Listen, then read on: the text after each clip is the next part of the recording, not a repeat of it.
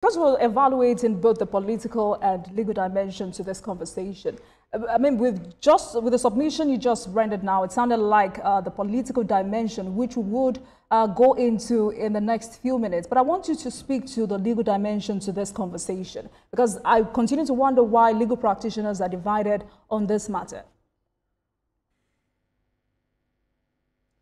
Now, legally speaking, look, the Constitution is very clear. The Constitution confers authority on the President of the Federal Republic to make an assessment of threats to the peace and security of Nigeria. We're not in a situation of war, obviously, but, you know, there are other conditions laid down by Section 305 that, you know, give the President ample authority to make a decision as to whether or not he believes that there is, serious threat to the peace and security and, you know, for that matter, law and order, either in the entire country or in any constituent state of Nigeria. And in Rivers State, the President determined, and correctly so, that, first of all, that for 15 months, there had not been government in the state of Rivers.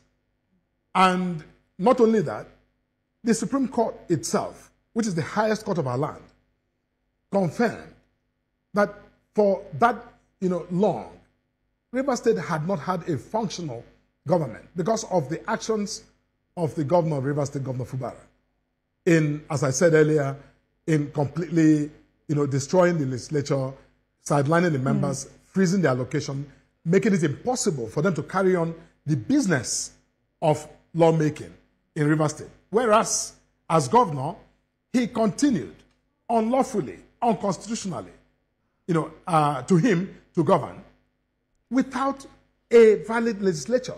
Now, look, you don't have to be a politician or anyone in government.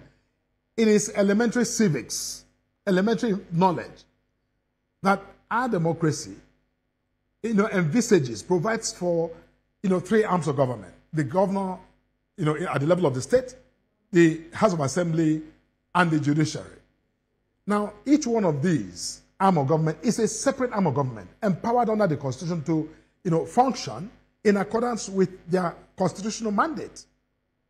The legislature is the lawmaking body. That's the House of Assembly in the state. But this governor completely, nullified the authority of the legislature, sacked them, and in their place put in a puppet legislature. All right. That was the origin of the problem. And I think we need to get that straight. So the president simply intervened to, restore order, to restore normalcy, to restore, proper functioning of a government in Rivers State, so which would Governor you Fubara say, had completely upset. Right.